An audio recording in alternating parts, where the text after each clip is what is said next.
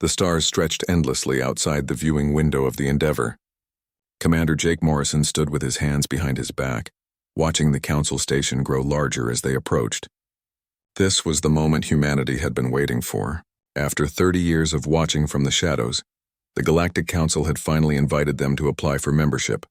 Lieutenant Sophie Carter walked up beside him. She held a datapad in her hands, checking the communication protocols one more time. Everything had to be perfect. The Council was ancient, powerful, and made up of hundreds of different alien species. Humans were new to this part of space, and they needed to make a good impression. Behind them, Ambassador Helen Price reviewed her presentation. She was a tall woman with gray hair and sharp eyes. She had spent her entire career preparing for this moment. With her were Danny Walsh, a young man who specialized in alien cultures, and Sergeant Lisa Bennett, who led their small security team. The Council station was massive. It orbited a neutron star called Cathara, and it looked like a floating city made of crystal and metal. Ships from dozens of different worlds docked at its many ports. Some were small and elegant, others huge and strange.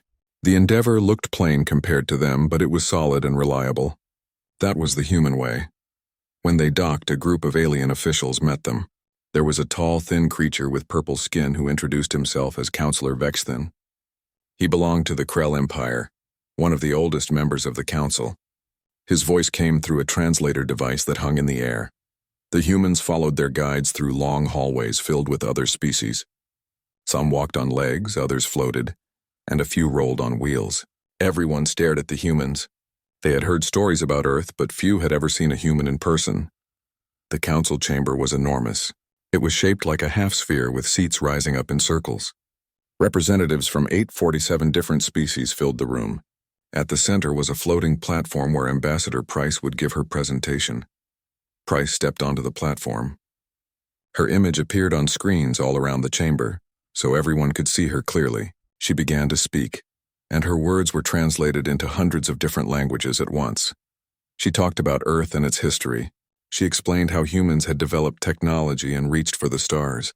She spoke about their desire to join the greater galactic community and learn from other species.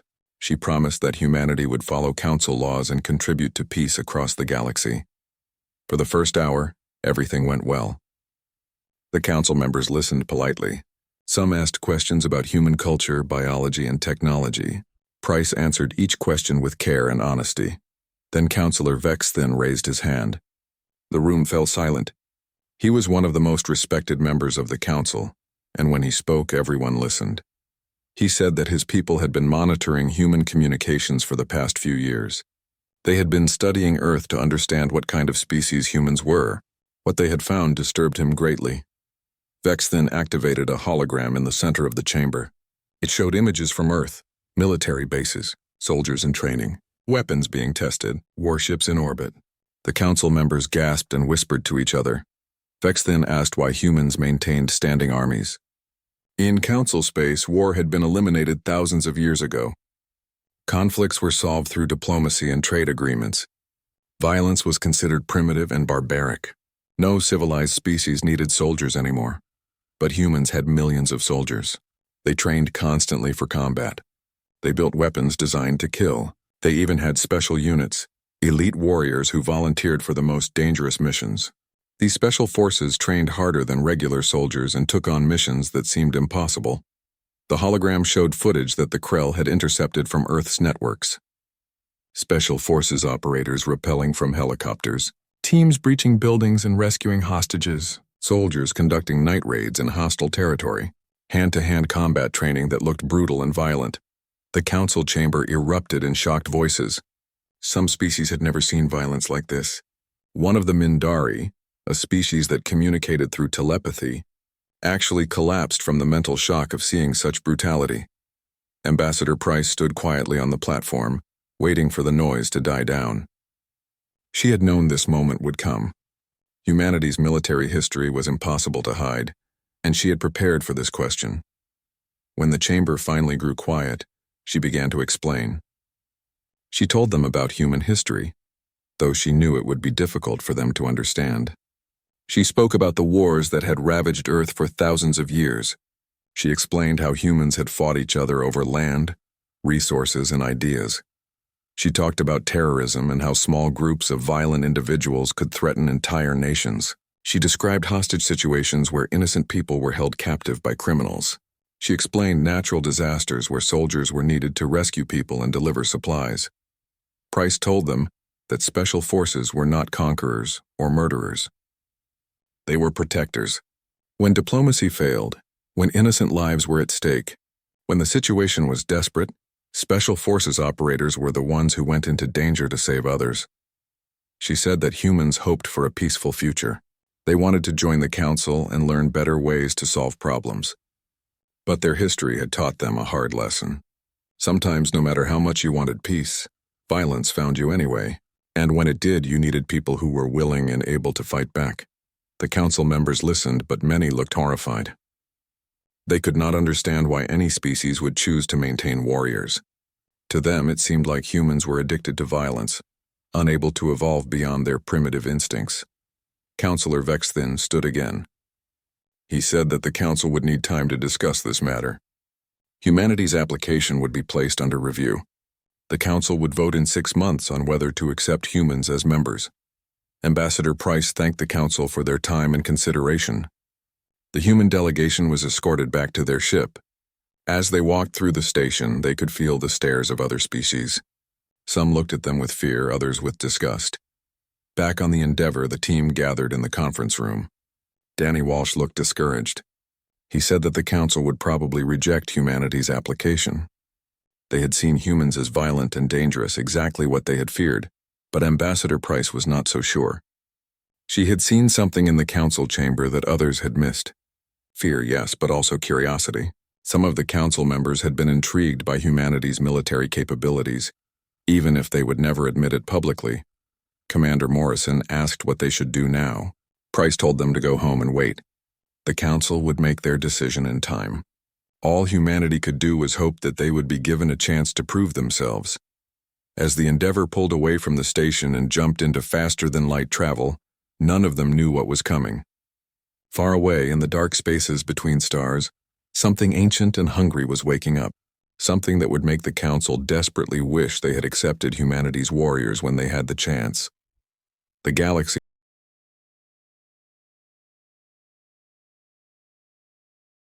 Six months passed. The council had not yet made their decision about humanity's application. On Earth, people waited nervously. Some were hopeful, others expected rejection. But everyone agreed that joining the Galactic Council would change everything for humanity. Then the news came. But it had nothing to do with humanity. Tellus Prime went silent. It was a farming colony belonging to the Vexian species, home to 3 million people. The colony sent regular reports every day, but suddenly the reports stopped. The communications array went dead. When other Vexian ships tried to contact them, there was only silence. At first, the council thought it was a technical problem. Maybe a solar storm had damaged their equipment. They sent a scout ship to check on the colony and make repairs if needed. When the scout ship arrived at Tellus Prime, the crew found a nightmare. Every building had been destroyed. The farms were burned. The cities were rubble, and there were no bodies. Every single living thing on the planet was gone. All that remained were scorch marks on the ground and a strange metallic residue that the scouts had never seen before. The scout ship sent back their report, and the council immediately called an emergency session. Councillor Vexthin stood before the assembly and showed them images from Tellus Prime. The council members stared in shock. Nothing like this had happened in council space for thousands of years. They formed investigation teams. They sent more ships to study the planet and figure out what had happened. But before they could learn anything, another colony went silent. Then another. Then 2 more in a single day. Panic spread through the council. Every colony that went silent was found the same way. Complete destruction. No survivors. Just scorch marks and that strange metallic residue. 2 weeks after Tellus Prime was destroyed, the council received a transmission. It came from deep space, from a direction where no council worlds existed. The message was in an ancient language that required 17 different species working together to translate. The message was short and terrifying. It said that the Dracoth had returned and they were hungry. Councillor Vexthin pulled up the oldest records in the council archives. What he found made his blood run cold. 3,000 cycles ago, a species called the Dracoth had swept through the galaxy like a plague.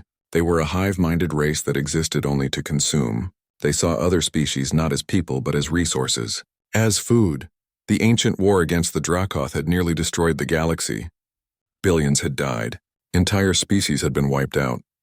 The Council's ancestors had finally managed to push the Dracoth back into dark space, beyond the edge of known territory. It had cost them everything. Over the centuries, most species had forgotten about the Dracoth. They became a legend, a scary story that parents told their children. The Council had believed they were extinct or that they had never existed at all, but they had been wrong. The Dracoth had been hiding, rebuilding, growing stronger, and now they were back. The Council activated every defensive fleet they had. Ships from hundreds of worlds gathered at the border systems. They set up sensor networks to detect any Dracoth ships. They prepared evacuation plans for colonies that might be attacked, but they had a problem. The Council had not fought a real war in thousands of years. Their ships were designed for patrol and peacekeeping. Their weapons were meant to disable enemy vessels, not destroy them. The idea of actually killing another sentient being was horrifying to most Council species. The Dracoth had no such limitations. The first major battle happened at the Helion system. It was a strategic location with a large civilian population. The Council sent their best fleet to defend it. 80 ships representing a dozen different species took up defensive positions around the colony. The Dracoth arrived with overwhelming force. Their ships were organic, grown rather than built. They looked like massive insects with weapons grafted onto their bodies. There were hundreds of them, and they attacked with terrifying coordination. The Council fleet tried to fight back. Their weapons fired, striking the Dracoth ships with energy beams meant to disable engines and weapons. But the Dracoth ships kept coming. The Council's non-lethal weapons were useless against an enemy that felt no pain and accepted any casualties. The Dracoth weapons, on the other hand, were designed to kill. They fired acidic projectiles that ate through ship hulls. They used boarding pods that attached to Council vessels and released warrior drones inside. Within an hour, half the Council fleet was destroyed or disabled. The remaining ships retreated. They had no choice. If they stayed, they would all die, and then there would be nothing between the Dracoth and the colony below. Back at the Council station, the leaders gathered in emergency session. They had just lost their first major battle. Thousands of crew members were dead or missing, and the Dracoth were advancing deeper into Council space every day. Councillor Vexthin stood before the assembly. He looked tired and old. He said that they needed to face a hard truth. The Council was not prepared for this kind of war. They had grown soft during their long peace. They had forgotten how to fight, how to kill, how to make the terrible choices that war demanded. Then he said something that shocked everyone in the chamber. He suggested that they contact the humans. The chamber erupted in angry voices. Many councillors shouted that this was madness. The humans were primitive and violent. They could not be trusted. Bringing them into Council space during a crisis would be dangerous. But Vexthin waited for the noise to die down, then continued. He reminded them of the presentation they had seen 6 months ago. Humans maintained standing armies. They had special forces trained for the most dangerous missions. They understood violence in a way that the Council had forgotten. He said that they had judged humanity harshly for being warriors. But now they needed warriors. They needed people who knew how to fight and were willing to do what was necessary to protect the innocent. The debate went on for hours. Some councillors argued that they should keep trying to fight the Dracoth on their own. Others suggested evacuating entire sectors and abandoning the border colonies. A few even suggested trying to negotiate with the Dracoth, though everyone knew it was hopeless. Finally, they voted. The motion passed by the smallest margin possible. The Council would contact humanity and ask for military assistance. A message was sent to Earth. It was carefully worded, trying to maintain dignity even while asking for help. The Council explained the situation with the Dracoth. They said that they needed military advisors and tactical support. They did not use the word soldiers, but everyone knew what they meant. On Earth, Ambassador Helen Price received the transmission. She read it 3 times, making sure she understood correctly. The Galactic Council, which had rejected humanity for being too violent, was now begging for their help. She immediately forwarded the message to the United Earth government with a brief note attached. She wrote that the Council had finally learned why humanity maintained special forces. Now they would learn what those forces could do. Within hours, Earth's military began preparing for deployment. They would send their best warriors to help the Council, not because they wanted to prove anything, but because billions of innocent lives were at stake. The galaxy.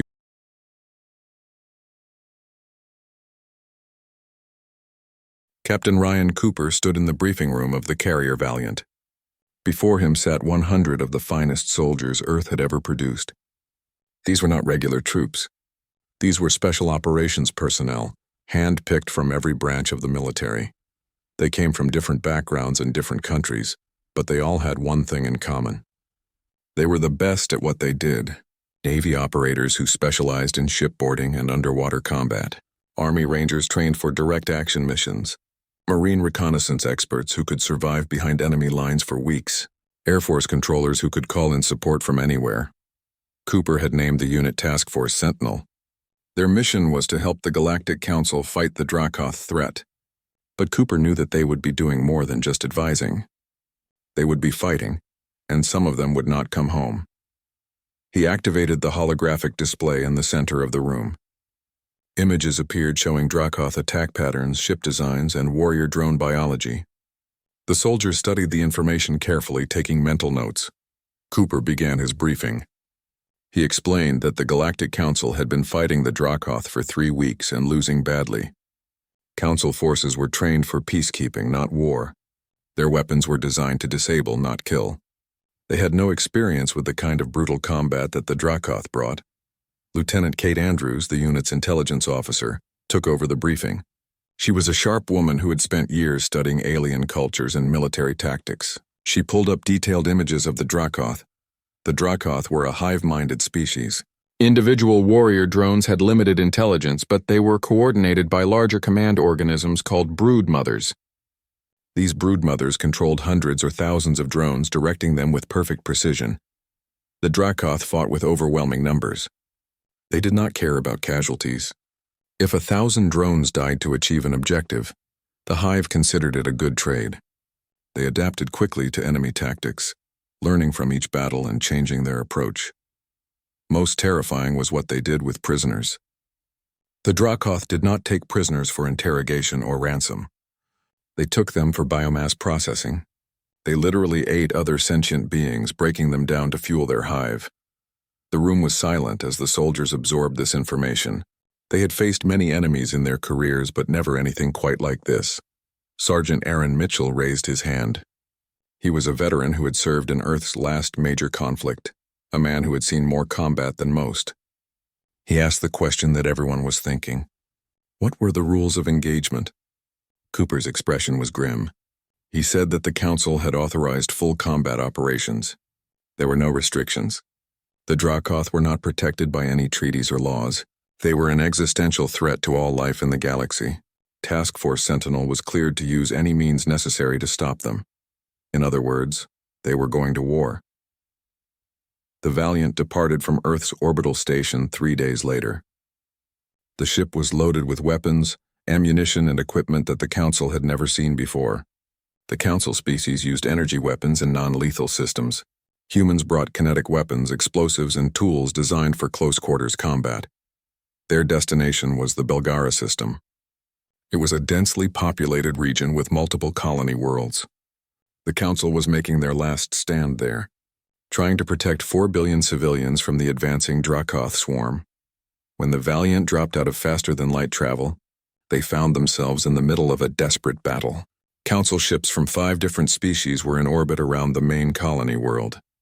Their shields flickered and sparked as Dracoth weapons struck them again and again. The Dracoth had 17 heavy cruisers and hundreds of smaller attack craft. They were slowly overwhelming the Council defenses. It was only a matter of time before they broke through and started attacking the planet below. The Council Admiral, a being named Chorus, who existed as a floating cloud of gas, hailed the Valiant immediately. His voice came through the translator with obvious relief but also doubt. Chorus thanked them for coming but explained the situation. They were facing massive enemy forces. The Valiant was just one ship. What could one human vessel possibly do against such overwhelming odds? Cooper's response was calm and confident. He said that the Valiant was not there to fight the Dracoth fleet. They were there to cut off the head of the snake. They needed the Council fleet to get them close to the Dracoth command carrier. Task Force Sentinel would do the rest. There was a long silence on the communication channel. Then Cora said that boarding the command carrier was suicide. Council boarding procedures required extensive preparation. They needed to match speeds carefully, establish safe docking connections, and send diplomatic envoys first. Cooper cut him off. He said humans did not need any of that. Just get them close to the enemy ship. They would handle entry on their own. What happened next would become legendary in Council military history. The operation was later called the Impossible Insertion. 30 operators from Task Force Sentinel loaded into combat drop pods. These were small armored capsules barely large enough for one person and their equipment. The pods were loaded into the Valiant's rail launch system, a weapon designed to fire projectiles at incredible speeds. Cooper led the first pod. Beside him in the launch bay was Lieutenant Ben Hawkins, his second in command and a veteran of dozens of operations. They checked their weapons one last time, sealed their helmets, and climbed into the pods. The Valiant maneuvered through the battle, using its superior speed to avoid Dracoth fire. It raced toward the enemy command carrier, a massive organic ship that looked like a grotesque insect the size of a city. When they were close enough, the Valiant fired its rail system. 30 pods launched at tremendous velocity, accelerating to speeds that would have killed an unprotected person, but the pods were designed for this, and the operators inside had trained for extreme G-forces. The Dracoth had no idea what was happening. They had never encountered such a direct, violent approach to boarding. Council species always announced their intentions, requested permission, and used careful docking procedures. Humans apparently preferred to fire themselves at the enemy like bullets. The pods struck the carrier's hull with tremendous force. Shaped explosive charges on the front of each pod detonated on impact, blowing holes through the organic armor. The pods punched through the hull and into the interior corridors of the ship. Before the Dracoth could react, the pods opened and Task Force Sentinel poured out. They moved with speed and precision, weapons ready, clearing the immediate area with practiced efficiency. Cooper's pod had landed in a main corridor. He emerged with his weapon raised and immediately dropped 2 warrior drones that were rushing toward him. Behind him, Hawkins and 3 other operators formed a defensive perimeter. All around the ship, other teams were doing the same. 30 pods had delivered 30 of Earth's finest warriors directly into the heart of the enemy command vessel. Now they had to fight their way to the bridge and kill the broodmother that controlled this entire swarm. The Dracoth alarms began to sound. Warrior drones rushed through the corridors toward the intruders. The battle had begun, and the Council forces watching from their ships could only stare in amazement at what the humans were doing. They were witnessing something.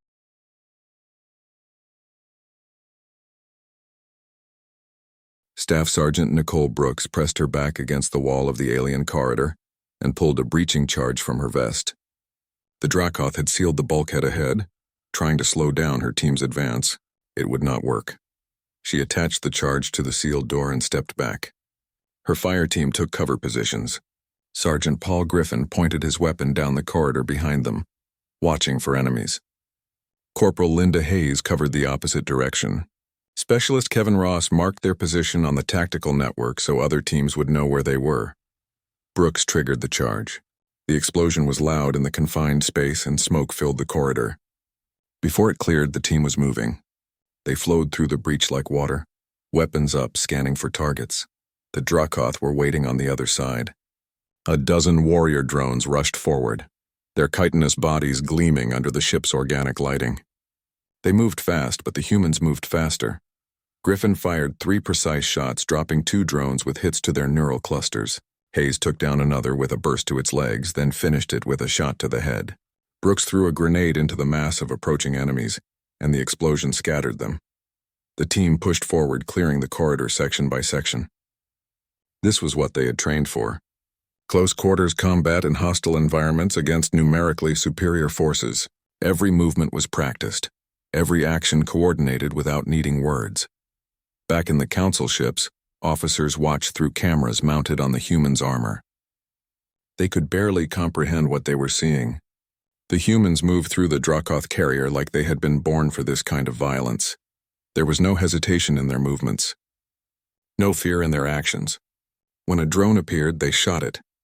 When a passage was blocked, they blasted through. When they encountered resistance, they overwhelmed it with superior firepower and tactics. The Council species had grown up in a peaceful galaxy. Most of them had never seen actual combat. Violence was something from history books, from the dark times before civilization. Watching the humans fight was like watching ancient warriors returned from legend. Captain Cooper's command element fought their way toward the ship's central nexus. According to their intelligence, the broodmother would be there, coordinating the hive's activities. Kill the broodmother and the entire swarm in this system would lose coordination. They encountered heavy resistance as they got closer. The Dracoth were defending their command center with everything they had. Warrior drones poured from side passages in endless waves. Cooper's team used the corridor geometry to their advantage. They created choke points where the drones had to bunch up, then cut them down with concentrated fire. They used explosive charges to collapse passages behind them, preventing the drones from surrounding them. Lieutenant Ben Hawkins fought beside Cooper, covering his blind spots like they had done on dozens of missions before.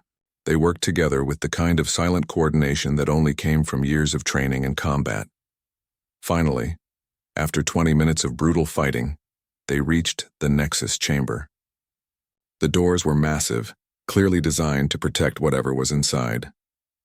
Cooper signaled for his heavy breacher, and 2 operators moved forward with a large explosive charge. They planted the charge and everyone took cover. The explosion was enormous, tearing the reinforced doors from their mounts and sending shrapnel flying through the corridor. Before the smoke cleared, the team was moving inside. The Nexus chamber was vast, more like a cathedral than a room. And in the center, sitting on a throne of organic material, was the broodmother. It was massive, easily 3 times the size of a human.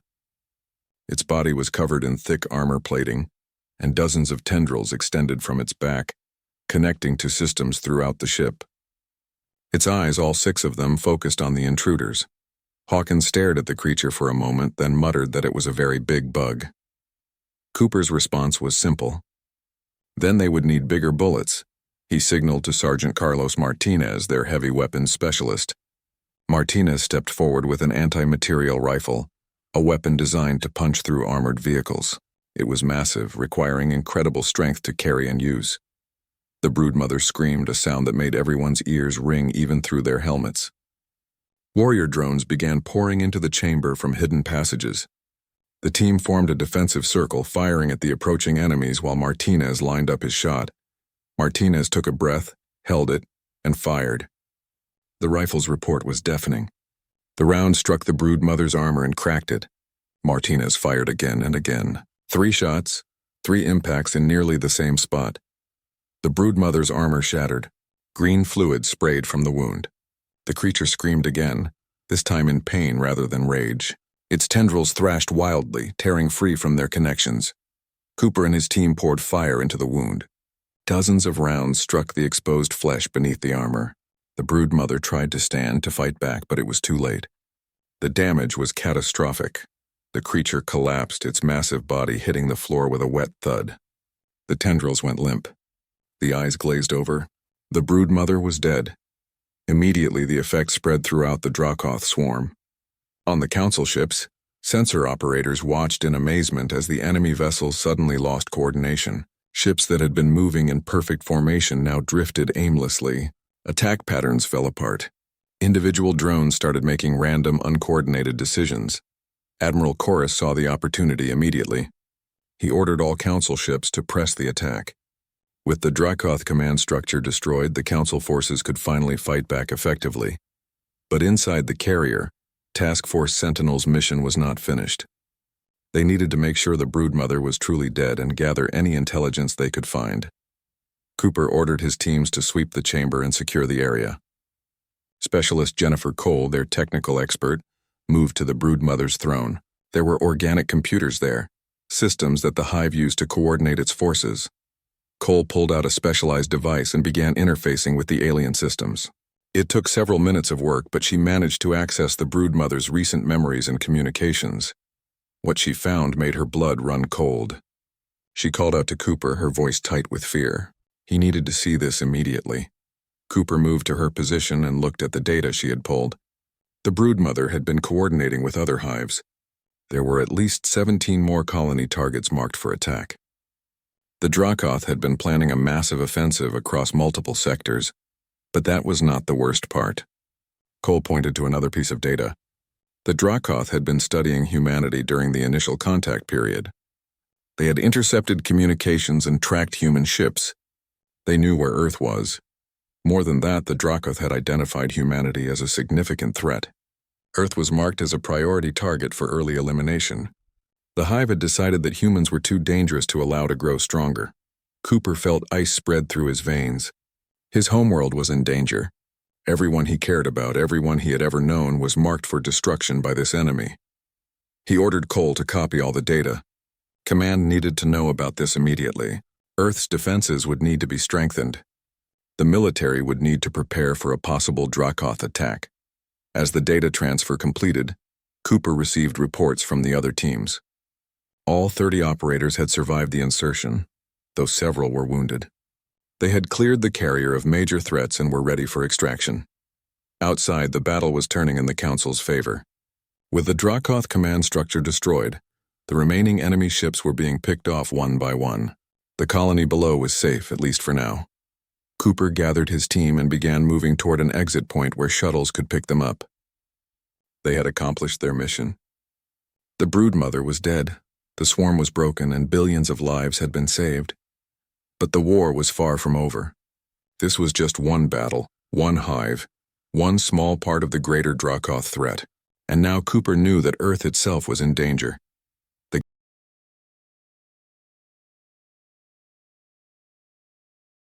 The Battle of Belgara was over. The Dracoth swarm had been broken, their command structure destroyed by a surgical strike that the Council forces had thought impossible.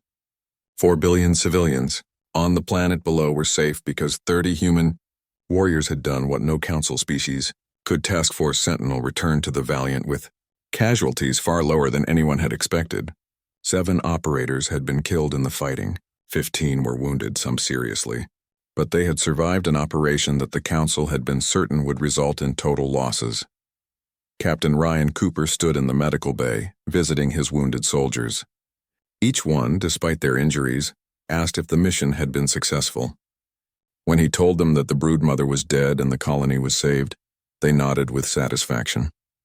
That was what mattered to them. Outside, however, the political situation was complicated. The Council was in chaos. Half the members wanted to immediately grant humanity full membership and form a military alliance. They had seen what human warriors could do, and they wanted that capability on their side. The other half was terrified. They had watched the battle footage. They had seen how efficiently humans killed, how comfortable they were with violence, how easily they moved through brutal combat. Some counselors argued that humanity was too dangerous to bring into Council space. Counselor Vex Thin, who had initially questioned humanity's military culture 6 months ago, requested a private meeting with Captain Cooper. They met in an observation room on one of the Council stations, overlooking the planet they had saved. Vex Thin stood by the window, his purple skin reflecting the light from the planet below. He spoke quietly, his words translated by the device floating nearby. He said that he had watched every second of the mission. He had seen Cooper's team fight their way through the carrier. He had watched them move with deadly precision, showing no hesitation, no fear. They had been like death itself, unstoppable and terrifying. Cooper nodded slowly. He understood why the counselor was disturbed. He said that this was what special forces did. They went to places no one else could go. They did things no one else would do, all to protect people who could not protect themselves. Vex Thin asked the question that had been haunting him. How could humans be so comfortable with such brutality? How could they live with the violence they were capable of? Cooper was silent for a moment, choosing his words carefully. Then he explained that humanity had known brutality for thousands of years.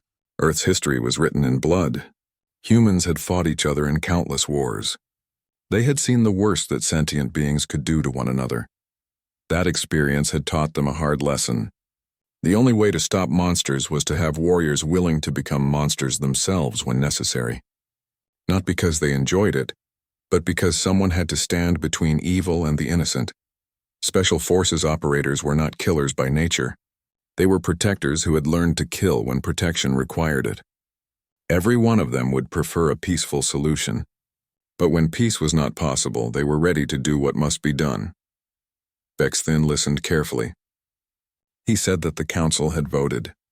They were granting humanity full membership effective immediately. More than that, they were requesting a military training partnership. The council needed to build their own special operations forces. They needed to learn what humans knew about warfare and tactics. Cooper looked at the counselor seriously. He asked if they were truly sure about this. Training special forces was not just about teaching tactics and weapons. It was about changing how people thought. It was about being willing to send soldiers into terrible danger and asking them to walk back out. It meant making impossible choices. Council species had never had to think this way. Bexthin's response was simple. They did now. The Dracoth would not be the last threat they faced. The galaxy was more dangerous than they had wanted to believe. The Council's long peace had made them weak. They needed to remember how to be strong. Over the next 3 cycles, humanity established the Galactic Special Operations Command. Training facilities were built on multiple worlds. Instructors from Earth's various military branches came to teach volunteers from 17 different council species. The training was brutal. The dropout rate was 90%. Most aliens simply could not adapt to the mental and physical demands. Their species had evolved in peaceful environments, and the stress of combat training was too much for them. But those who made it through became legends.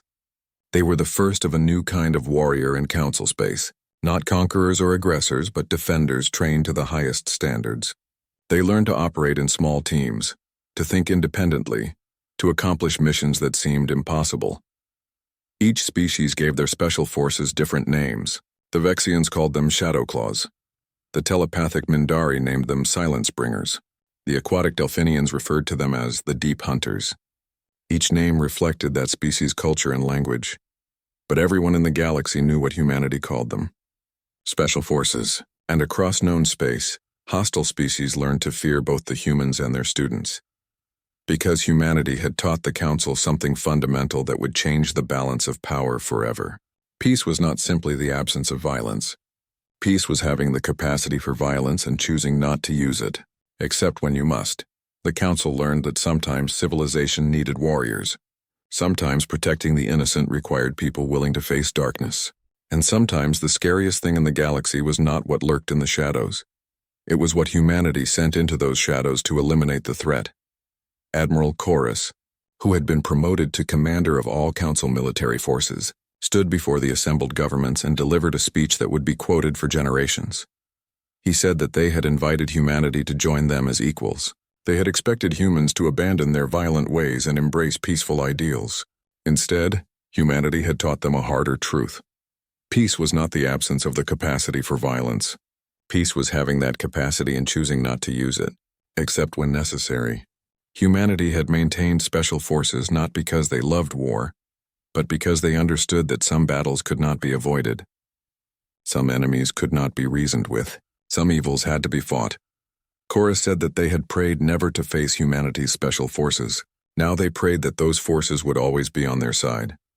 Task Force Sentinel remained on active deployment, conducting operations across Council space. They trained new units, advised on military strategy, and responded to threats wherever they appeared. Captain Cooper eventually rose to command all human special operations forces in the galaxy. Lieutenant Kate Andrews became the head of Galactic Threat Assessment, using her intelligence skills to identify dangers before they became crises. Staff Sergeant Nicole Brooks stayed on as an instructor, training the first generation of non-human special forces operators. And the Dracoth? They continued to probe Council space, testing defenses, looking for weaknesses. But every time they appeared, they found themselves facing something new. Not just humanity's warriors, but warriors from dozens of species who had learned humanity's lessons. The galaxy had changed. The long peace was over. But in its place came something stronger. A unity forged not in comfort but in shared struggle. Species that had once looked down on humanity now fought beside them as brothers and sisters. The Council learned that the galaxy was worth fighting for, that freedom had to be defended, that peace was not given but earned and maintained through vigilance and strength, and they learned that there would always be someone willing to stand in the darkness to keep the light alive. Humanity had shown them the way. Now the entire galaxy followed that path together. In the vast darkness of space where countless civilizations lived and thrived, a new truth had been born. The strongest peace came from those who knew war. The safest worlds were guarded by those who understood violence. And the brightest future belonged to those brave enough to defend it. Humanity.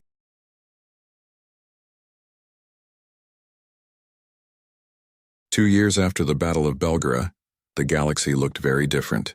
The Galactic Special Operations Command had trained and graduated its third class of operators. Small teams of mixed-species warriors now patrolled the most dangerous regions of Council space, responding to threats before they could grow. Lieutenant Ben Hawkins stood in the training facility on the moon of Karis Prime, watching a group of Vexian recruits practice close-quarters combat. They moved through the training course with determination, their purple skin darkening with exertion. 2 years ago, these same recruits would have considered such training barbaric. Now they pushed themselves harder than their human instructors demanded. The change in the galaxy was not just military. Council species were rethinking many of their assumptions about civilization and progress. They had believed that evolution meant moving away from violence. Now they understood that true civilization meant having the capacity for violence, but choosing wisdom over force whenever possible. The Dracoth threat had not ended. The hive was vast, spread across multiple sectors of dark space. Every few months, a new swarm would probe Council defenses, testing for weaknesses. But now they found a galaxy prepared to fight back.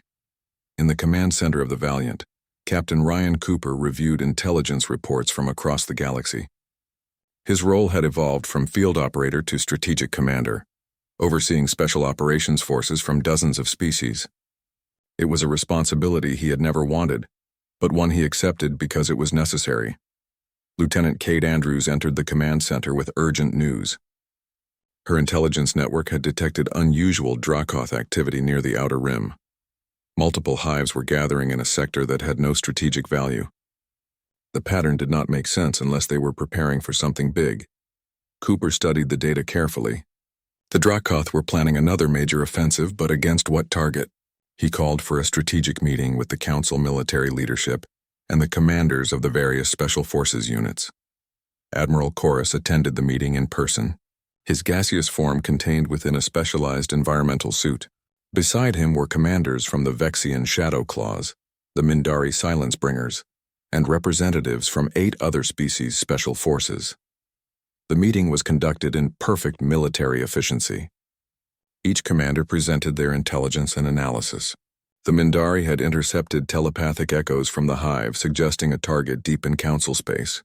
The Vexians had captured a drone that revealed coordinates in its memory. When all the pieces were put together, the target became clear. The Dracoth were planning to strike at Kethara, the Council's capital station where this story had begun 2 years ago. If they succeeded in destroying the station and killing the Council leadership, the entire government would collapse into chaos. Cooper proposed an operation that made several councilors nervous. He wanted to take the fight to the enemy before they could launch their attack. A preemptive strike against the gathering hive forces, using every special operations team in the galaxy. It was a massive risk. Committing all their elite forces to a single operation meant leaving other areas vulnerable. But if they waited for the Dracoth to attack, the capital would be destroyed and millions would die. Admiral Chorus approved the operation. He said that humanity had taught them to be decisive. Sometimes waiting was the most dangerous choice of all. 3 days later, the largest combined special forces operation in galactic history began. 200 operators from 12 different species deployed to the Dracoth staging area in the Outer Rim. They traveled in small, fast ships approaching from multiple directions to avoid detection. The Dracoth had gathered 7 hive ships, each one capable of carrying tens of thousands of warrior drones. The ships were preparing to jump to faster-than-light speed when the Special Forces teams struck. The attack was coordinated with precision timing. All 7 hive ships were boarded simultaneously, preventing any of them from warning the others or escaping. The operators used the same drop pod insertion that had worked at Belgara, modified with improvements learned over 2 years of operations. Cooper led the assault on the largest hive ship, accompanied by a mixed team of humans and Vexians. They fought side by side, human weapons and Vexian combat techniques complementing each other perfectly. The Vexians had learned human tactics, but they had also taught humans their own methods of silent movement and sensory awareness. On another hive ship, Staff Sergeant Nicole Brooks worked with a team of Mindari operators. The telepathic aliens could sense warrior drones before they appeared, giving the team precious seconds of warning. Brooks had learned to trust their abilities completely, moving when they signaled danger even before she could see the threat. The battle lasted 3 hours. All 7 broodmothers were eliminated. The hive fleet was destroyed before it could threaten the capital. But the cost was heavy. 42 operators died in the fighting. Another 60 were wounded. Every species in the operation suffered losses. The memorial service was held on Cathara Station, in the same council chamber where humanity had first presented their case for membership. Representatives from every species in the council attended. The names of the fallen were read aloud, human and alien names spoken with equal respect. Cooper stood beside Councillor Vexthin as they watched the ceremony. The counselor said that these warriors had saved billions of lives. They had given everything to protect people they had never met, from species different from their own. Cooper replied that this was what special forces did, regardless of species. They stood between danger and the innocent. They made the hard choices so others did not have to. And when necessary, they gave their lives so that others might live. The council erected a monument to the fallen operators in the center of the station. It was a simple design, a circle of stone with the names of every warrior who had died defending the galaxy. At the base was an inscription in every council language. The inscription read, "They stood in darkness so others could live in light." Years continued to pass. The Dracoth threat slowly diminished as more hives were located and destroyed. The Special Forces units became a permanent part of Council military structure. New training facilities opened on dozens of worlds. Every species contributed operators to the force, creating a truly galactic military brotherhood. Cooper eventually retired from active command, but he continued to serve as an advisor. He watched with pride as the soldiers he had trained took leadership roles, commanding their own units and training the next generation. One day, a young human cadet asked Cooper what he thought humanity's greatest contribution to the galaxy had been. Was it technology? Diplomacy? Military tactics? Cooper thought for a moment, then said that humanity's gift was not any specific thing. It was a reminder that peace must be earned and defended, that civilization required courage, that the capacity for violence when properly controlled and directed was not barbarism, but responsibility. He said that humans had not brought war to the galaxy. War had already been there, waiting in the darkness. Humanity had simply reminded the galaxy how to face it with strength and honor. The Galactic Council had once prayed never to face humanity's special forces. Now they were grateful every day that those forces stood beside them rather than against them. In the vastness of space, on countless worlds across the galaxy, operators from dozens of species trained together. They learned each other's languages, shared their cultures, and forged bonds that transcended biology. They were no longer just humans or Vexians or Mindari. They were something new, something stronger. They were warriors of the galaxy, protectors of civilization, guardians of peace.